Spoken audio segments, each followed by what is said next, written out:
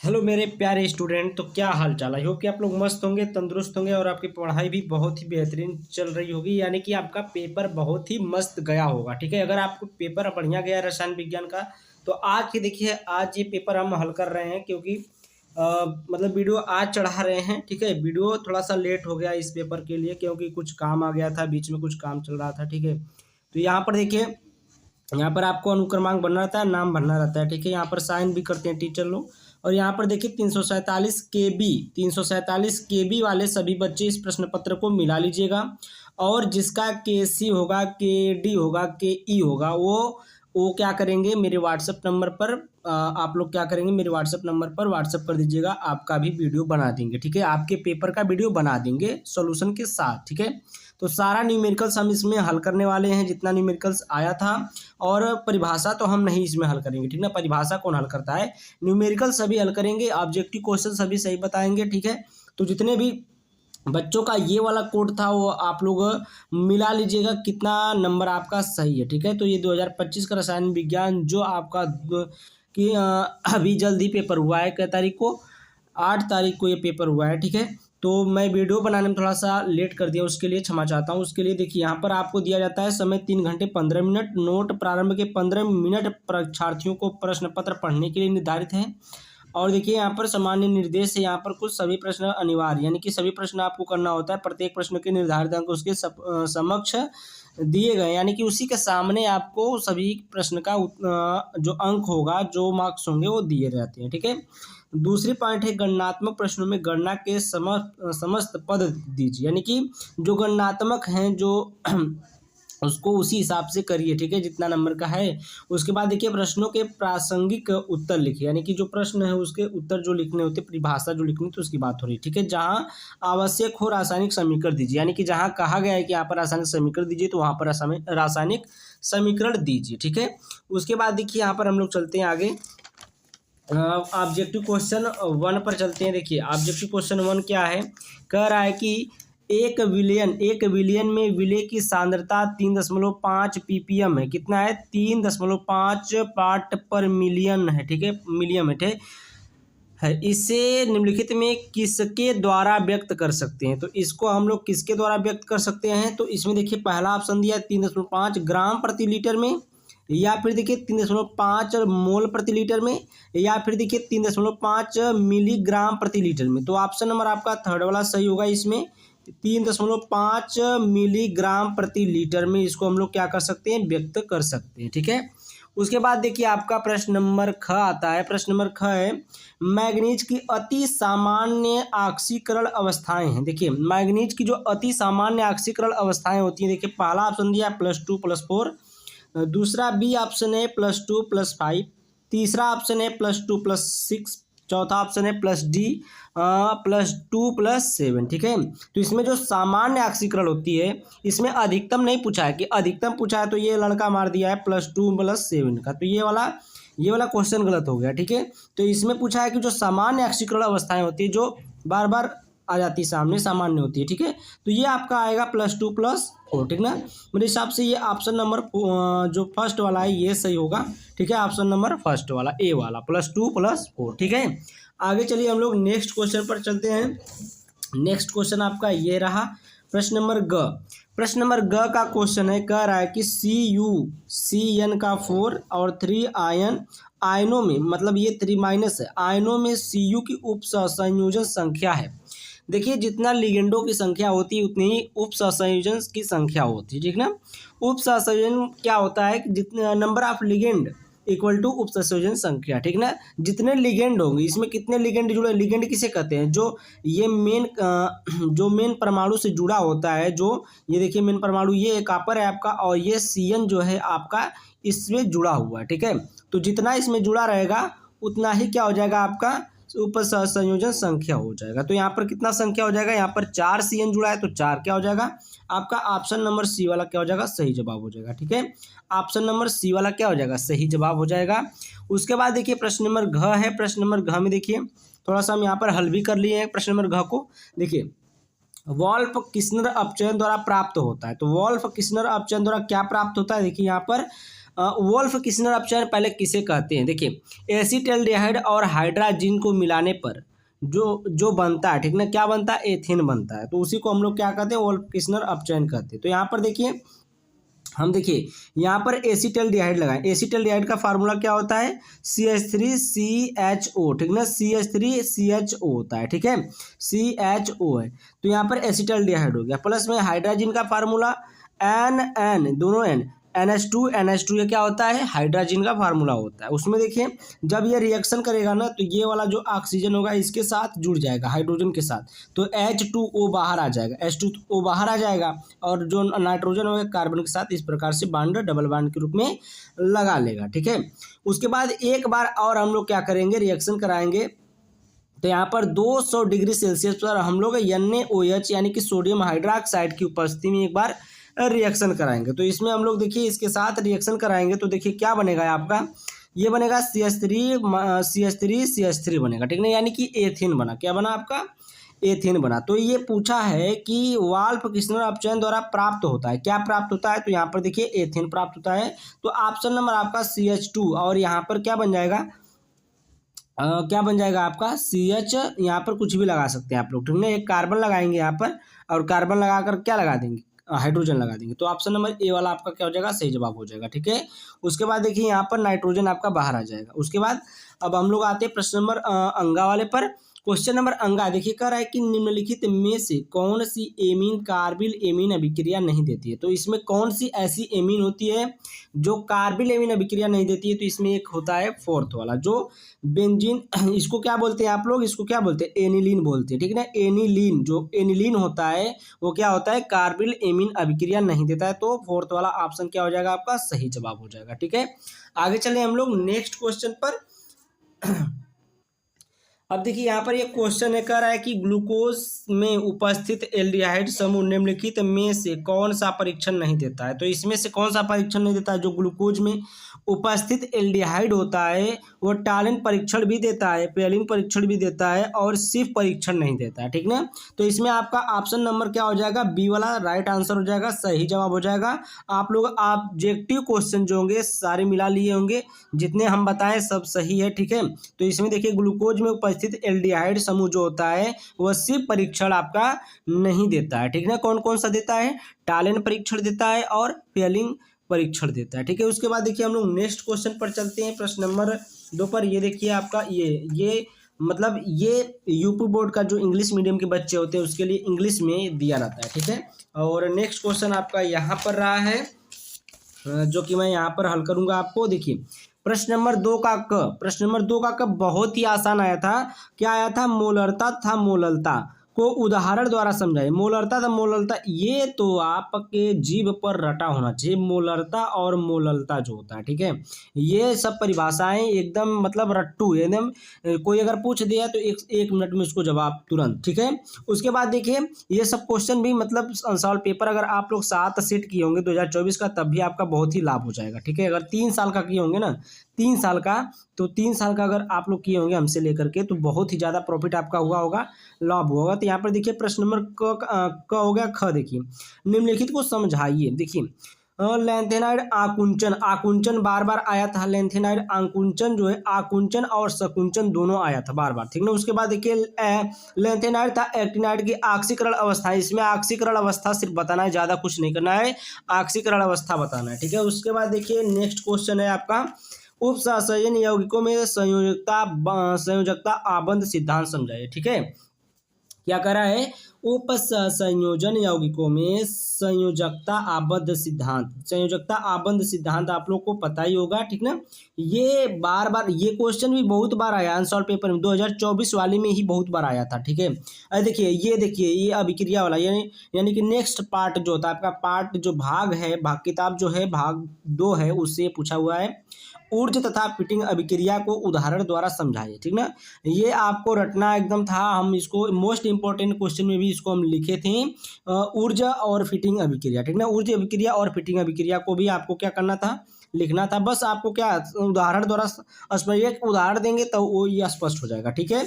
उसके बाद देखिए आपका एक न्यूमेरिकल आता है प्रश्न नंबर 3 में। प्रश्न नंबर 3 में देखिए क्या है, कह रहा है कि 28 ग्राम के OH जिसका अणु भार दिया है 56 ग्राम, ठीक है 56 है, और 500 ml विलियन में घुला है। विलियन की मोलरता की गणना कीजिए। देखिए क्या निकालना है आपको, विलियन की मोलरता की गणना करना है। तो हम पेपर पर नहीं खोजेंगे, हम एक पेज लेते हैं यहाँ पर, ठीक है पेज ले लिया और पेज पर ही हम इसको क्या करेंगे, हल करेंगे, ठीक है।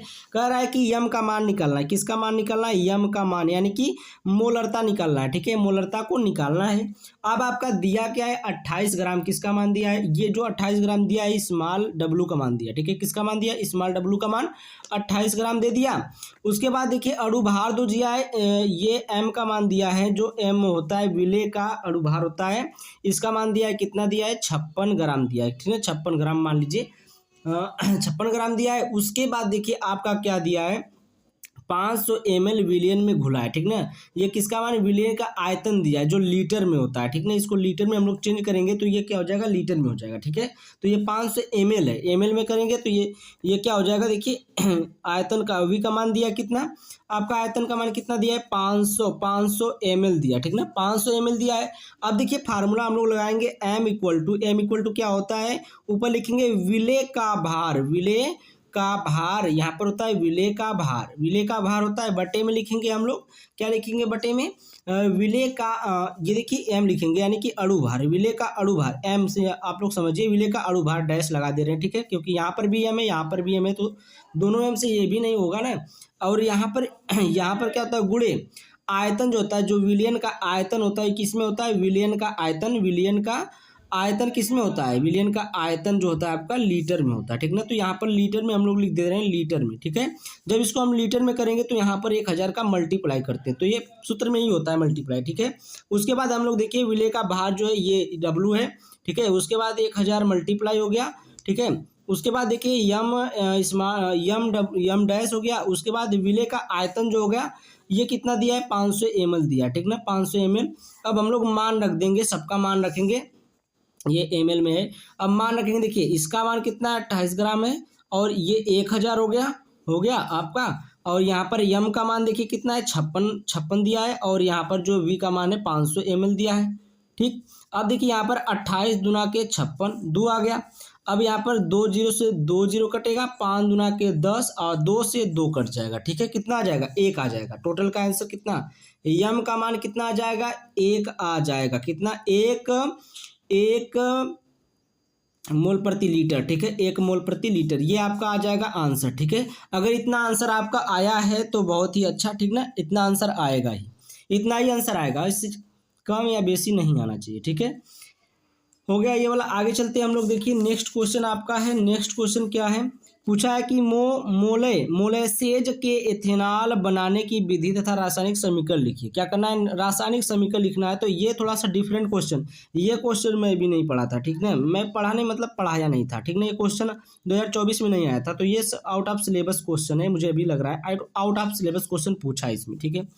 उसके बाद देखिए कार्बोनिल समूह तथा कार्बोक्सिलिक समूह की प्रकृति को समझाइए। प्रकृति बताना था, किस प्रकृति के हैं कार्बोनिल समूह और कार्बोक्सिलिक समूह की जो प्रकृति होती है क्या होती है, ठीक है ये बताना था। उसके बाद देखिए प्रश्न नंबर घ है, कह रहा है ग्लूकोज के 2 रासायनिक गुणों का रासायनिक समीकरण लिखिए, ठीक ना। तो ये भी क्वेश्चन बार बार आया था, ग्लूकोज का जो 5-5 नंबर में आया हुआ था, ठीक है। तो ये भी आप लोग क्वेश्चन किए होंगे, ग्लूकोज के 2 रासायनिक गुणों का रासायनिक समीकरण लिखिए। तो ये क्वेश्चन आप लोग का लिखना था, आप लोग लिखे होंगे, ठीक है। आगे चलते हैं हम लोग नेक्स्ट क्वेश्चन में, जितने न्यूमेरिकल्स में पूछे हम सारे न्यूमेरिकल्स लगाएंगे इसमें, ठीक ना, आप लोग को बताएंगे। तो नेक्स्ट क्वेश्चन देखिए यहाँ पर आता है प्रश्न नंबर 4। अब देखिए यहाँ पर प्रश्न नंबर 4 का क, प्रश्न नंबर 4 का क है, किसी ताप पर शुद्ध बेंजीन का वाष्प दाब 0.850 बार है, 0.5 ग्राम अवाष्पशील विद्युत अनवघट्य ठोस को 39 ग्राम बेंजीन यानी कि मोलर द्रव्यमान इसका दिया हुआ है 78 ग्राम प्रति मोल, ठीक ना, में घोला गया है। प्राप्त विलयन का वाष्प दाब 0.845 बार है, ठीक है। ठोस के मोलर द्रव्यमान की गणना कीजिए। क्या गणना करना है, पहले ये देखिए, मोलर द्रव्यमान निकालना है, यानी कि जो ठोस है विलेय है उसका यम डैश का मान निकालना है, ठीक ना, यम डैश का मान निकालना है यहाँ पर, ठीक है। अब देखिए यहाँ पर हम लोग कॉपी पर आ जाते हैं, कॉपी पर आपको पेज पर हम बता देते हैं, ठीक है। तो यहाँ पर देखिए पेज पर हम बता दे रहे हैं, यहाँ पर इसको सही तरीके से बता दे रहे हैं। देखिए ये अब जो मान दिया यहाँ पर, देखिए मोलर द्रव्यमान दिया किसका 78 ग्राम जो मान दिया, यम का मान दिया, यम का मान कितना दिया है आपका, यम का मान दिया 78 ग्राम प्रति मोल, ठीक ना, प्रति मोल दिया, ठीक है, ये दिया। उसके बाद देखिए आपका जो पी नाट का मान दिया है, पी नाट का मान वो आपका कितना दिया है 0.85, ये जो ये वाला मान है ये पी नाट का मान है, वाष्प दाब जो है 0.85 बार जो है ये इसका मान है, ठीक है। उसके बाद जो आपका दिया है 0.5 ग्राम, ये 0.5 ग्राम अवाष्पशील विद्युत अपघट्य है, ये डब्लू का मान दिया है, डब्लू का मान कितना है 0.5 ग्राम, ठीक है। उसके बाद देखिए आपका 39 ग्राम जो दिया है कैपिटल डब्लू का मान दिया है, किसका, कैपिटल डब्लू का मान, ठीक ना, कितना है 39 ग्राम है, ठीक है, 39 ग्राम है। उसके बाद जो आपका ये मान दिया है, कहाँ गया ये वाला 0.845 बार, ये किसका मान दिया है, पी का मान दिया है, किसका मान दिया है ये पी का मान दिया है आपका, पी का किसका मान दिया है, पी का मान दिया है। तो यहाँ पर पी बराबर लिख लेंगे 0.845 और यहाँ पर बार लिख लेंगे। उसके बाद हम यहाँ पर आपका जो मान निकालना है यम डैश का मान निकालना है, विलेय का जो मोलर द्रव्यमान निकालना है। तो आपका फार्मूला क्या होता है, देखिए फार्मूला आपका होता है पी नाट माइनस पी अपान में पी नाट, ठीक ना, पी नाट इक्वल टू यह अवाष्पशील होता है विद्युत अपघट्य, उसका फार्मूला होता है, ठीक ना, वाष्प दाब का। तो यहाँ पर स्मॉल डब्लू गुणे यम और बटे में आपका कैपिटल डब्लू गुणे में यम माइनस ये डैश है, ठीक है, डैश किस लिए है आपको पता है, ये वाला डैश है। अब ये वाला मान निकालना है तो इसको इधर लेकर जाना पड़ेगा, इसको इधर लेकर आना पड़ेगा। तो यहाँ पर देखिए पहले मान रख लेते हैं, पी नाट का मान कितना है, पी नाट का मान हमारा यहाँ पर दिख रहा है 0.85 माइनस में पी का मान कितना है, तो पी का मान देखिए यहाँ पर है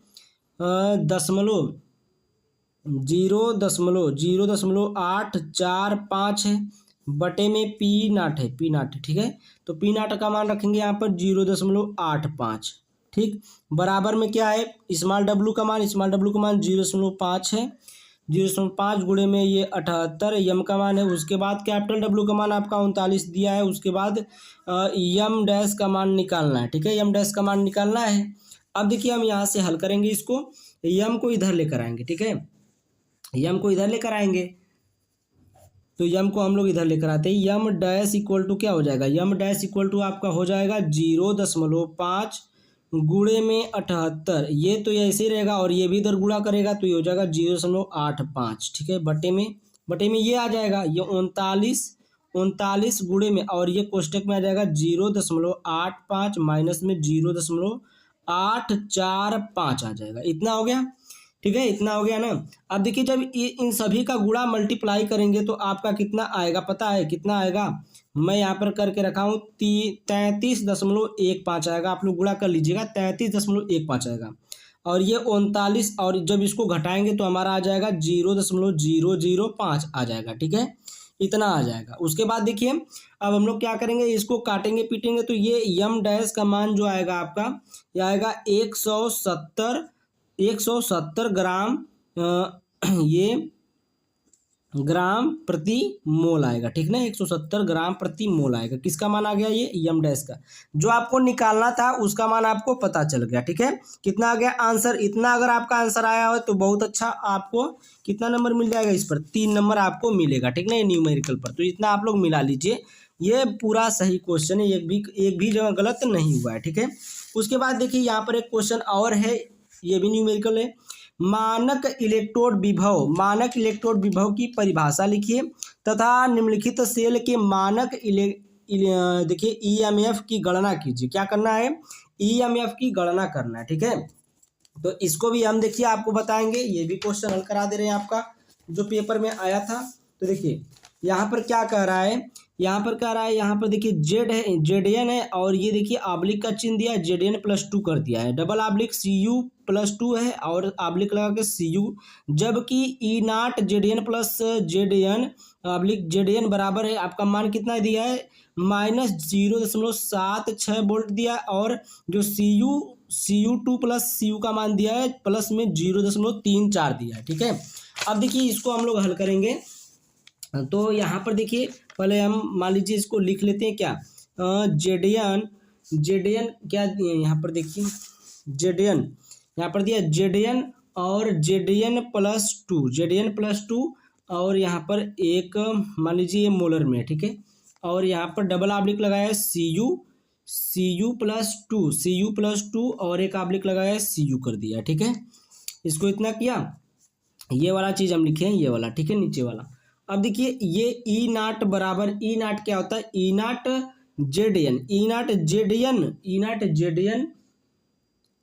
जेडीएन प्लस टू बराबर क्या होगा, ई नाट जेडीएन आब्लिक जेडीएन प्लस टू, ठीक है। इसका मान कितना दिया है, इसका मान आपका दिया है -0.76 वोल्ट दिया है। और E naught C U plus two oblique C U का मान कितना दिया है आपका, ये दिया है प्लस में 0.34 वोल्ट दिया है, इतना मान दिया है।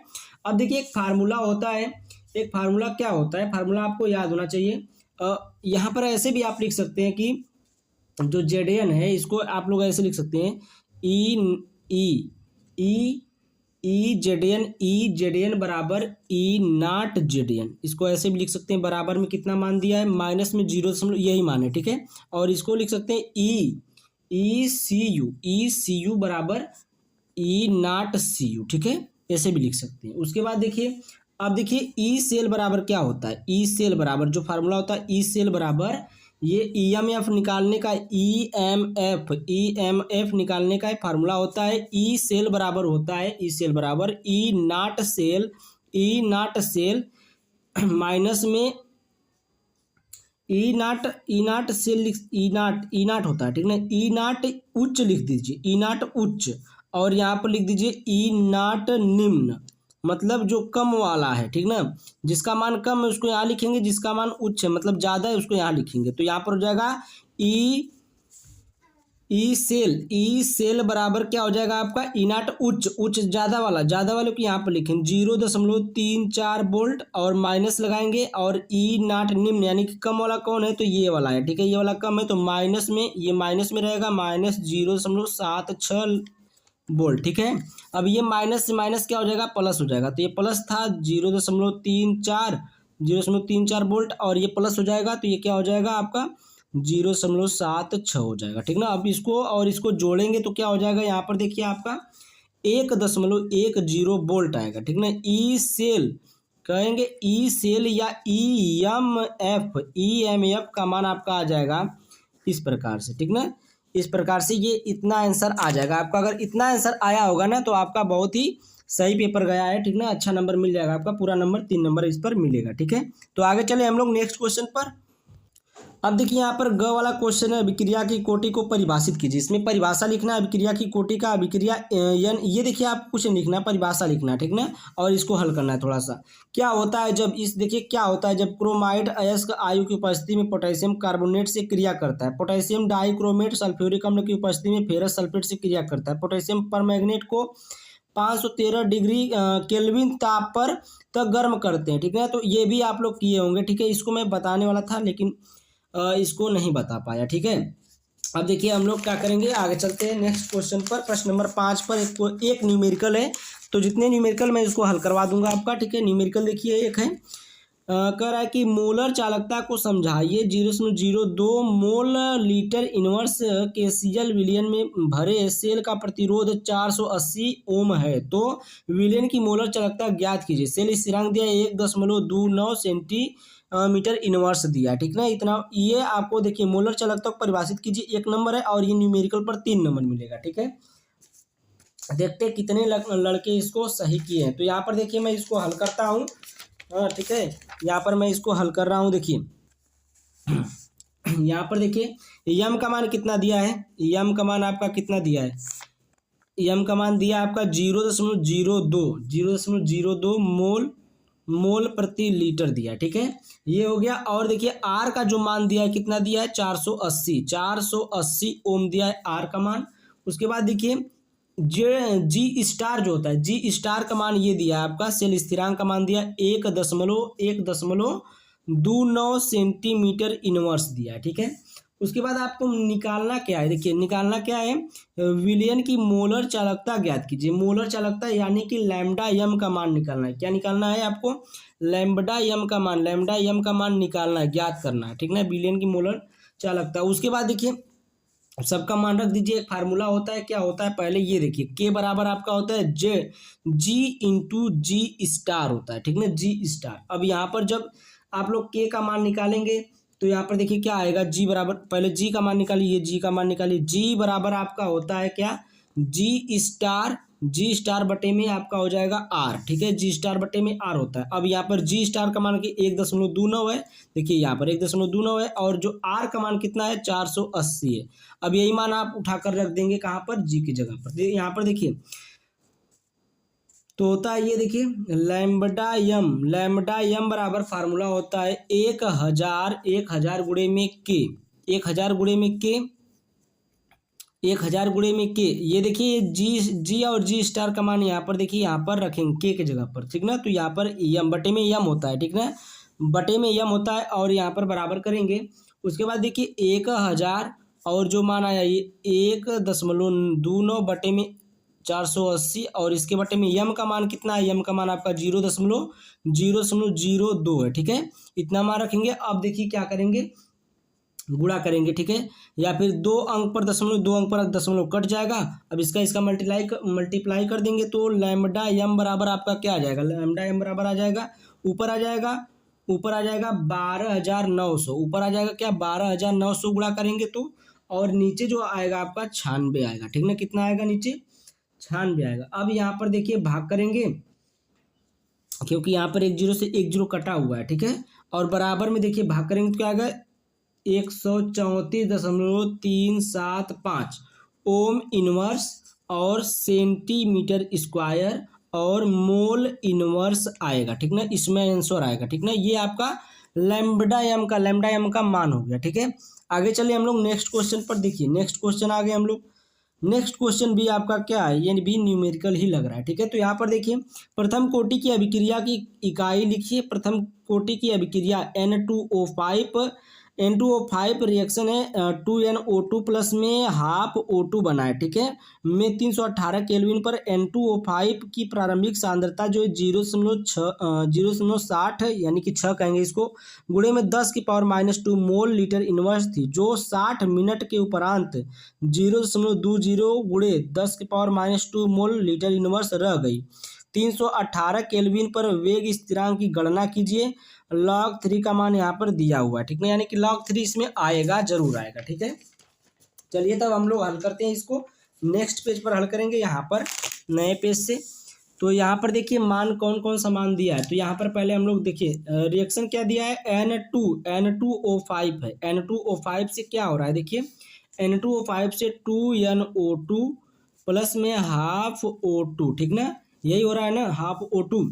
अब देखिए यहाँ पर क्या दिया है, प्रारंभिक सांद्रता यहाँ पर दिया है, कितना दिया है, ए का मान, प्रारंभिक सांद्रता पता है ना, ए से दर्शाते, ए का मान कितना दिया है 0.60 गुणे में 10⁻⁻2 दिया है, ठीक है। उसके बाद देखिए जो 60 मिनट किसका मान है, टी का मान है, टाइम दिया है कितना 60 मिनट दिया है, ठीक है, 60 मिनट आपका ये टी का मान दे दिया। उसके बाद देखिए शेष बची मात्रा जो होती किसमें दर्शाई जाती है, शेष बची मात्रा किसमें दर्शाई जाती है, यहाँ पर लिखेंगे शेष बची मात्रा जो होती है किसमें होती है, A-X होती है। फार्मूला पढ़े होंगे ना, A बटे में A-X वाला फार्मूला, लाग वाला फार्मूला जो होता है, ठीक है। ये कितना मान दिया इसका ये देखिए 0.020 गुणे में 10 के पावर, यहाँ पर देखिए 0.020 गुणे में 10⁻⁻2, ठीक ना, ये मान हो गया इसका। उसके बाद देखिए के का मान, किसका मान निकालना है, देखिए वेग स्थिरांक की गणना कीजिए, के का मान निकालना है, ठीक है, के का मान निकालना है। और जो ये देखिए 318 केल्विन यहाँ पर है, 318 केल्विन यहाँ पर, ये दोनों बराबर है, समान है, ठीक ना, हट जाएंगे, ठीक है। उसके बाद देखिए अब हम लोग फार्मूला यूज करेंगे, कौन सा फार्मूला यूज करेंगे यहाँ पर, कौन सा, के बराबर, के का मान निकालना, के बराबर फार्मूला होता है 2.303 बटे में आपका टी होता है, टी, और यहाँ पर इंटू में log बेस 10, और यहाँ पर a बटे में A-X, ये फार्मूला होता है, ये वाला यूज करेंगे, ठीक है। के बराबर क्या हो जाएगा 2.303 हो जाएगा, टी का मान आपका 60 दिया है, 60 मिनट, और जो log है ये लॉग लॉग इसी तरह रहेगा, log बेस 10। और ए का मान देखिए यहाँ पर दिया है 0.6 गुणे 10 के पावर माइनस 2, ठीक ना। और यहाँ पर इसका भी मान दिया 0.20 गुणे 10 के पावर माइनस 2। 10 के पावर माइनस 2 से 10 के पावर माइनस 2 कैंसिल हो जाएगा। उसके बाद दशमलव से दशमलव कैंसिल हो जाएगा। फिर उसके बाद देखिए 20 से काटेंगे, 20 तिहाई 60 हो जाएगा, ठीक ना, 3 आ जाएगा। तो के बराबर क्या हो जाएगा 2.303 बटे में 60 और गुणे में log बेस 10 और 3, ठीक ना। अब देखिए log 3 का मान यहाँ पर दिया है, ठीक ना।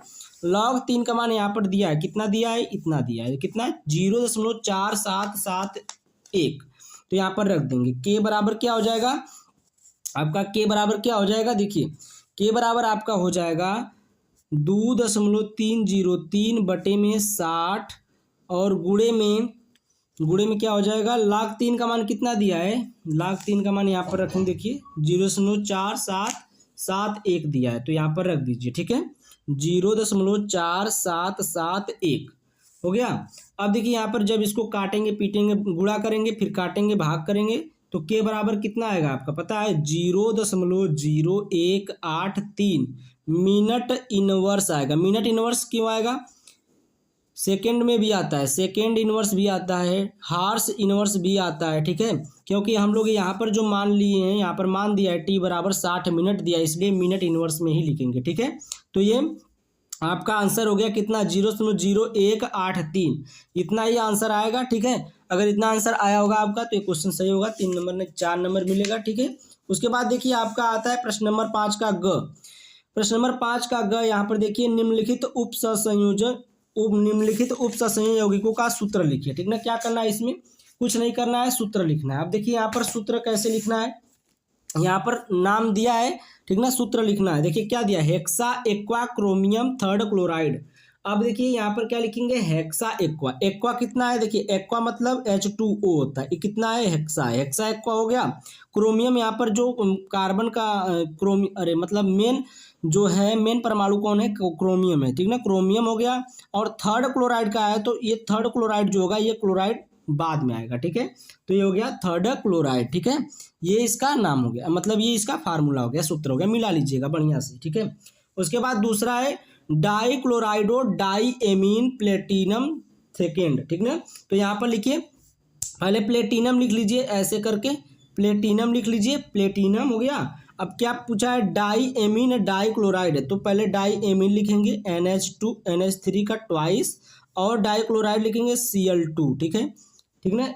हो गया, बस यही लिखना था, इतना ही लिखना है ये इसमें, बस ये हो गया इसका और ये हो गया इसका। और देखिए यहाँ पर देखिए आगे आते हैं, देखिए hexa amine platinum fourth chloride. देखिए हेक्सा एमीन प्लेटिनम का है तो प्लेटिनम पहले लिखिए PT, प्लेटिनम का PT होता है, PT हो गया। और उसके बाद देखिए तो यहाँ पर हम लोग क्या लिख लेंगे, PT लिख लेंगे, प्लेटिनम। उसके बाद हेक्सा एमीन है तो हेक्सा एमीन में देखिए एमीन NH3 होता है और हेक्सा है तो हेक्सा को 6 बोलते हैं। और देखिए क्लोराइड का है ना, क्लोराइड लिख लीजिए, क्लोराइड लिख लीजिए, यहाँ पर Cl4 आएगा, Cl4, देखिए 4 क्लोराइड का है, Cl4 आ गया, ठीक है। उसके बाद देखिए सोडियम पेंटासाइनो नाइट्रोसिल फेरेट सेकेंड, ठीक ना, सोडियम का है तो Na रहेगा, ठीक है, Na। उसके बाद देखिए Fe रहेगा। फिर उसके बाद देखिए आपका साइनो पेंटासाइनो तो Cn कितना हो जाएगा, 5 हो जाएगा। उसके बाद देखिए नाइट्रोसिल है तो NO हो जाएगा नाइट्रोसिल का। उसके बाद देखिए ये सेकेंड है ना, तो सेकेंड में आप पहचानेंगे कि कितना इसमें कितना आएगा, ऑक्सीकरण संख्या इसमें कितनी आ रही है। तो यहाँ पर देखिए कितना आएगा, यहाँ पर 5 है, 5 और यहाँ पर NO2 रहेगा, Na2 रहेगा और FeCN5 NO रहेगा, ठीक है ना, ये इसका नाम हो जाएगा, ठीक है, और ये इसका नाम हो जाएगा। अब देखिए आता है आपका प्रोटीन घ वाला, प्रोटीन की प्राथमिक द्वितीयक तृतीयक एवं चतुष्क संरचना को विस्तार से समझाइए। तो ये क्वेश्चन आप लोग के लिए, आप लोग किए होंगे बढ़िया से, ठीक ना। तो आगे चलिए हम लोग नेक्स्ट क्वेश्चन पर, प्रश्न नंबर 6 पर। प्रश्न नंबर 6 क्वेश्चन देखिए यहाँ पर है, कह रहा है कि हेलो एल्केन के प्रतिस्थापन अभिक्रियाओं की क्रियाविधि लिखिए, क्रियाविधि समझाइए। तो ये भी आप लोग किए होंगे, क्रियाविधि बहुत बार आया हेलो एल्केन का, ठीक है, बार बार आया, 2024 में बार बार आया है। उसके बाद देखिए हेलो एल्केन में ध्रुवणकर्ता, कायरलता, धारण प्रतिलोमन तथा रेसी रेशमीकरण को समझाइए। ठीक है, तो ये थोड़ा सा नया क्वेश्चन आपके लिए है। ठीक है, हमारे लिए भी। यहाँ पर देखिए प्राथमिक द्वितीयक एवं तृतीयक एल्कोहलों की निर्जलन अभिक्रियाओं के रासायनिक समीकरण लिखिए। तो प्राथमिक एल्कोहल के निर्जलन की क्रियाविधि लिखिए। ठीक है, इसमें क्रियाविधि पूछा है, बढ़िया से आपको इसको करना था। 5 नंबर का क्वेश्चन है। उसके बाद देखिए फिनाल से निम्नलिखित प्राप्त करने का रासायनिक समीकरण लिखिए। इसको हम अभी आपको करा दे रहे हैं सब क्वेश्चन।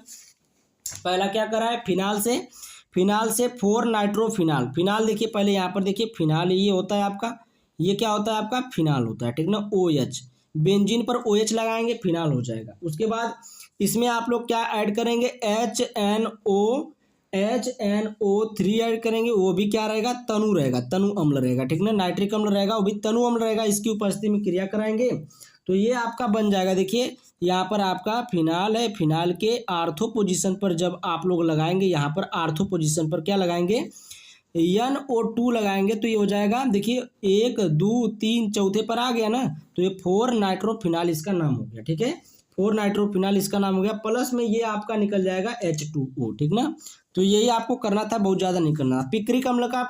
पिक्रिक अम्ल बनाना है तो पिक्रिक अम्ल के लिए देखिए यहाँ पर OH लगा है बेंजीन पर, और यहाँ पर आप लोग को क्या करना है, यहाँ पर 3H, यहाँ पर HNO क्या लेंगे, HNO3 लेंगे। ठीक है, और यहाँ पर क्या लेंगे, सांद्र क्या लेंगे, सांद्र H2SO4 लेंगे, सांद्र H2SO4 लेंगे। और यहाँ पर आपका पिक्रिक अम्ल बन के तैयार हो जाएगा। ठीक है, यहाँ पर OH रहेगा, यहाँ पर NO2 रहेगा, यहाँ पर NO2 रहेगा, और यहाँ पर NO2 रहेगा। यही आपका क्या हो जाएगा, पिक्रिक अम्ल हो जाएगा। ठीक ना, यही आपका पिक्रिक अम्ल हो जाएगा। ठीक है, ये क्या हो जाएगा आपका, पिक्रिक अम्ल हो जाएगा। यहाँ पर बेंजीन में ये गोला रहेगा। ठीक ना, गोला मत बुलाइएगा, गोला बुलाएंगे तो पूरा नंबर वो कट जाएगा। उसके बाद देखिए एक ये भी बनाना है, फिनाल से क्या बनाना है, इसमें फिनाल से ये भी बनाना है आपको। देखिए फिनाल से ये भी बनाना है, क्या बनाना है, 4 ब्रोमोफिनाल बनाना है। तो यहाँ पर देखिए ब्रोमील जन से क्रिया होगा। ठीक ना, Br2, और यहाँ पर लिख देंगे ब्रोमीन जल। ठीक है, ये जलीय अवस्था में है। उसके बाद ये क्रिया करेगा किसकी उपस्थिति में, CS2 के साथ। ठीक ना, CGM के साथ उपस्थिति में क्रिया करेगा। तो यहाँ पर आपका बन जाएगा, देखिए आपका ये बन जाएगा। ठीक है, क्या बन जाएगा, ये OH है ये बेंजीन में, और यहाँ पर 4 के जगह पर क्या आ जाएगा, Br आ जाएगा। तो ये और प्लस में HBr निकल जाएगा बाहर, तो इसी को बोलेंगे 4 ब्रोमोफिनाल इसका नाम होता है। ठीक है, तो ये बन के तैयार हो गया। उसके बाद देखिए सैलिसल्डिहाइड। अब देखिए यहाँ पर सैलिसल्डिहाइड है, यहाँ पर सैलिसल्डिहाइड है, तो यहाँ पर फिनाल बनाइए सैलिसल्डिहाइड के लिए। फिनाल ये बन गया आपका, ये फिनाल हो गया। OH लगा यहाँ पर, प्लस में कुछ नहीं, यहाँ पर ऐसे करके यहाँ पर प्लस में लिख सकते हैं, प्लस में CHCl3 क्लोरोफॉर्म हो गया, प्लस में 3KOH, क्या KOH, 3KOH, और यहाँ पर आपका बन के तैयार हो जाएगा। क्या बन के तैयार हो जाएगा पता है, सैलिसल्डिहाइड बन के तैयार हो। यहाँ पर OH रहेगा, यहाँ पर आपका जुड़ जाएगा CHO ग्रुप। यही आपका होता है सैलिसल्डिहाइड। ठीक है, यही सैलिसल्डिहाइड होता है। उसके बाद देखिए आपका बेंजोक्विनोन बनाना है। तो बेंजोक्विनोन में आपको ऐसे लेना पड़ेगा, बेंजीन को ऐसे लेना पड़ेगा। ठीक है, देखिए हम बता रहे हैं आपको, ऐसे लेना पड़ेगा। एक यहाँ पर रहेगा बांड, एक यहाँ पर बांड, एक यहाँ पर बांड लगा रहेगा। ठीक है, जब इस प्रकार से बांड बना कर लेंगे तभी बेंजोक्विनोन बनेगा, नहीं तो नहीं बन पाएगा। यहाँ पर देखिए, यहाँ पर आपको लेना है सोडियम Na2 और Cr2O7। ठीक ना, सोडियम क्रोमेट लेना है, और यहाँ पर H2SO4 अम्ल की उपस्थिति में इसका क्या कराएंगे, ऑक्सीडेशन कराएंगे। ठीक ना, इसका जब ऑक्सीडेशन कराएंगे तो ये क्या बन जाएगा आपका, देखिए इस प्रकार से बनेगा। दोनों ऊपर भी और नीचे भी ऑक्सीजन जुड़ जाएगा, यहाँ भी और यहाँ भी, और यहाँ पर क्या हो जाएगा, डबल बॉन्ड हो जाएगा। इसी को हम लोग क्या बोलते हैं, बेंजोक्विनोन। ठीक ना, बेंजोक्विनोन बोलते हैं। क्या बोलते हैं इसको, बेंजोक्विनोन। तो ये आपका बन के तैयार हो गया। ठीक है, तो आगे चलते हैं हम लोग। देखिए लाइट इसकी जल रही है, बुझ जा रही है। उसके बाद देखिए प्रश्न नंबर आपका आता है कौन सा, प्रश्न नंबर 7 आता है। ठीक ना, जो अंतिम क्वेश्चन है आपका, ठीक ना। ये देखिए प्रश्न नंबर 7 अंतिम क्वेश्चन है। पहला है कीटोन के विरचन की 5 विधियों का रासायनिक समीकरण लिखिए, अथवा करके पूछा है, इसको कर लिया होगा आप लोगों ने। कार्बोक्सिलिक अम्ल के विरचन की 2 विधियों तथा इसके 3 रासायनिक गुणों का रासायनिक समीकरण लिखिए। उसके बाद ख वाला है एमीन के 5 रासायनिक गुणों का रासायनिक समीकरण लिखिए, ठीक ना, ये भी कर लिया होगा। उसके बाद देखिए एमीन के विरचन की 3 विधियों का रासायनिक समीकरण लिखिए। एल्डिहाइड हैलाइडों के एमिनो अपघटन की क्रियाविधि लिखिए, ठीक ना। तो ये प्रश्न नंबर 7 था। प्रश्न नंबर 7 का क, प्रश्न नंबर 7 का ख, ठीक ना। दोनों आपका क्या हुआ, समाप्त हुआ। और देखिए ये आपका जो पेपर था बहुत ही मस्त पेपर था। कोई मतलब ये नहीं था कि बहुत ज़्यादा कठिन आ गया था, तो कुछ कठिन नहीं था आपका पेपर, बहुत ही बढ़िया पेपर था, ठीक ना। अगर आपको वीडियो अच्छी लगी है तो वीडियो को लाइक करें, चैनल को सब्सक्राइब करें और बेल आइकन घंटी दबा दीजिए, ठीक ना। Thank you bye bye for watching my video.